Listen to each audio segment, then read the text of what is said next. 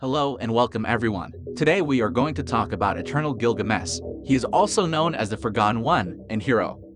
After watching this video you will have an almost complete idea about his origin, powers, and abilities, and some of his greatest feats in the comics. So before we get started, don't forget to subscribe and press the bell icon, so that you will never miss an upcoming update. With that out of the way, let's get started with the video.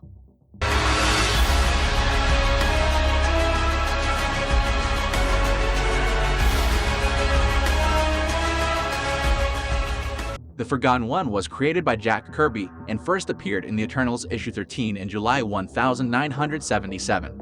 During his millennia of activity, the adventurer and warrior Forgotten One has used the names of or been mistaken for numerous heroes of myth and legend, including Gilgamesh and Hercules. He became an outcast from his fellow Eternals when their ruler, Zeus, decreed that he had been too proud a meddler in the mortal world and confined him to a sector of Olympus. Eventually, the Eternal known as Sprite convinced him to come out of exile and journey to the mothership of the fourth host of the Celestials to assist the Eternals in the battle against the Deviants. After this battle, he was renamed hero by the One Above All, the chief of the alien Celestials, who had created the Eternals and Deviants.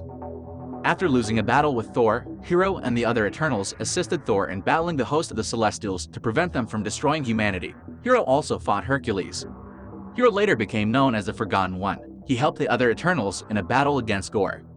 Later, when the membership of the Avengers had been virtually emptied, the Forgotten One joined them for a time. He renamed himself Gilgamesh, donning a costume that resembled the hide of the Bull of Heaven, and went to work as a monster slayer.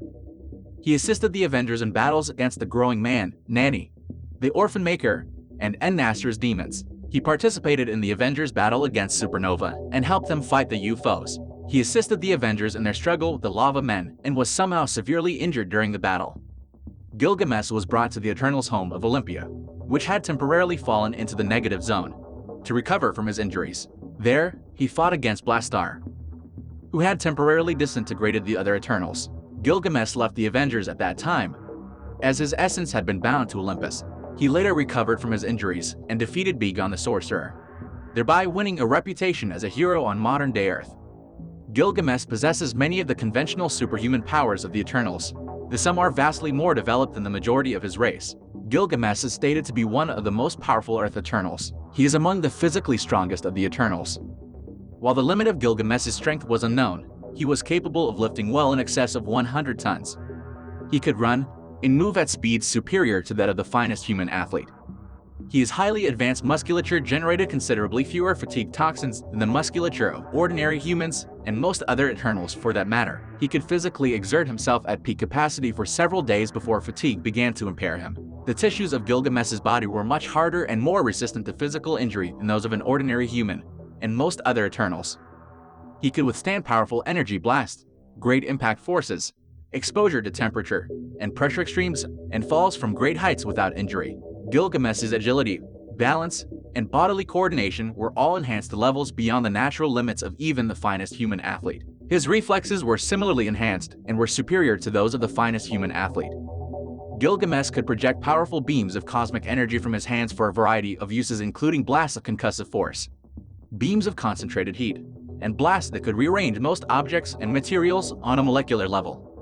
Gilgamesh possessed highly developed telekinetic powers that he could use to levitate himself or fly through the air. Gilgamesh could reach the speed of sound, roughly 770 miles per hour. Despite his resistance to injury, it was possible to injure Gilgamesh. However, if Gilgamesh retained psionic control over his body, he could eventually regenerate any damaged or destroyed bodily tissue.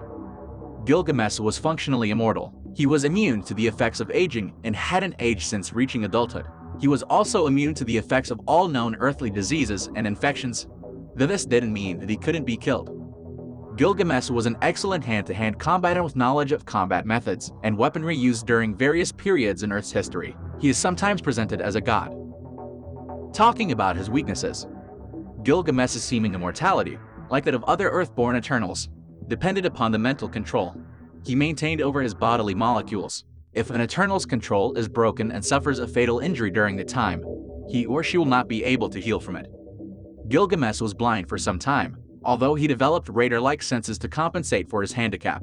Gilgamesh was believed to have been killed by Newt during the crossing. And with that, we will bring this video to an end. Let me know your thoughts in the comments. Thanks for watching. See you in the next one.